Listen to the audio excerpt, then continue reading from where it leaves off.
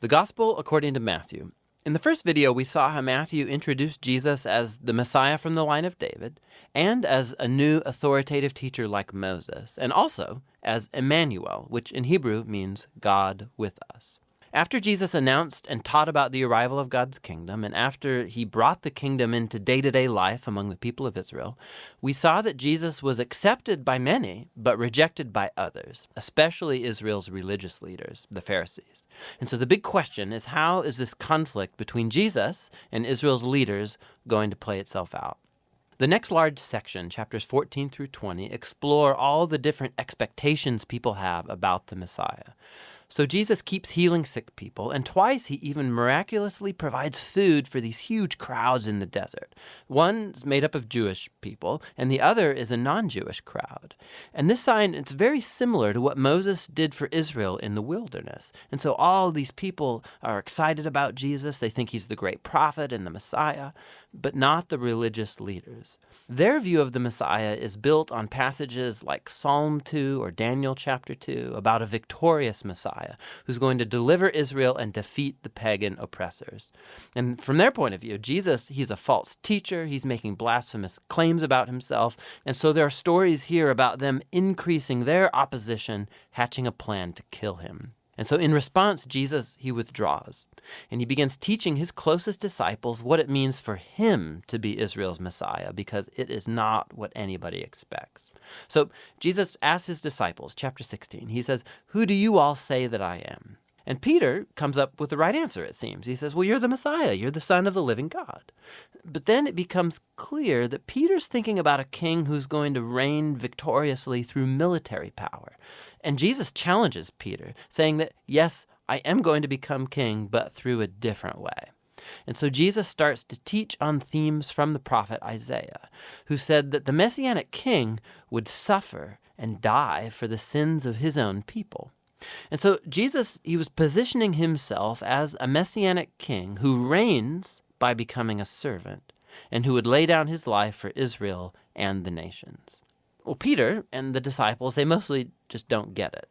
And so Jesus enters into the fourth block of teaching, followed by a series of teachings after that.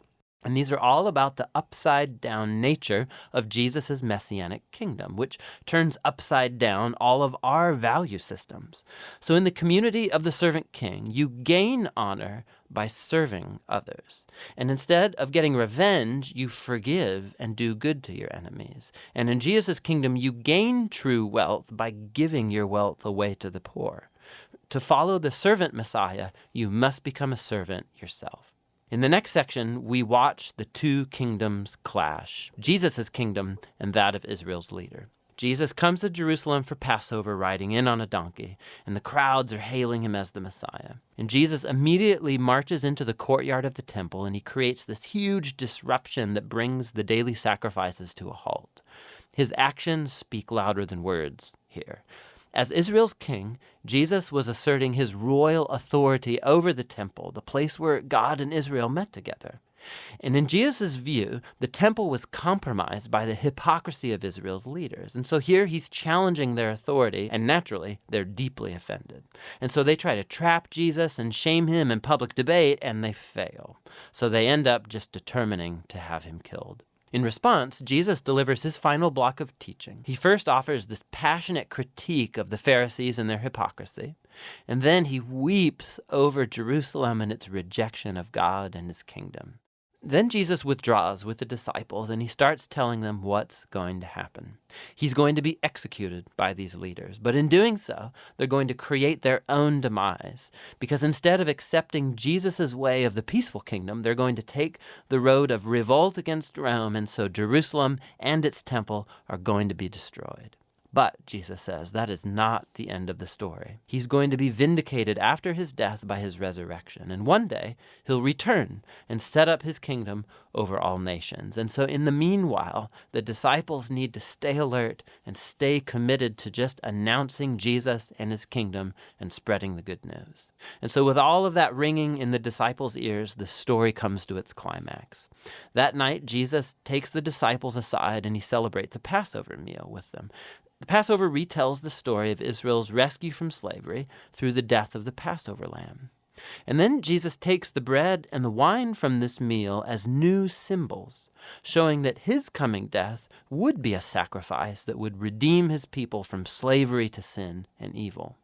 After the meal, Jesus is arrested. He's put on trial before the Sanhedrin, a council of Jewish leaders, and they reject his claim to be the Messiah. They charge him with blasphemy against God. Then Jesus is brought before the Roman governor Pilate, and he thinks Jesus is innocent, but he gives in to the pressure from the Jewish leaders, and he sentences Jesus to death by crucifixion. So Jesus is led away by Roman soldiers and crucified. Now, you'll notice right here in this section that just like Matthew did in the opening chapters, he increases the number of references to the Old Testament. He's trying to show that Jesus' death was not a tragedy or a failure. Rather, it was the surprising fulfillment of all of the old prophetic promises. Jesus came as the servant Messiah, spoken of by Isaiah. He was rejected by his own people, but instead of judging them, he is judged on their behalf, bearing the consequences of their sin. So the crucifixion scene, it comes to a close, and Jesus' body is placed in a tomb. But the book ends with a surprising twist, the last chapter. The disciples, they discover on Sunday morning that Jesus' tomb is empty. And then all of a sudden people start seeing Jesus alive from the dead. And the book concludes with the risen Jesus giving a final teaching called the Great Commission. Jesus says that he is now the true king of the world. And so he sends his disciples out to all nations with the good news that Jesus is Lord and that anyone can join his kingdom by being baptized and by following his teachings. And echoing all the way back to his name, Emmanuel, God with us, from chapter 1, Jesus' last words in the book to his disciples are, "I will be with you." It's a promise of Jesus' presence until the day he finally returns. And that's the gospel according to Matthew.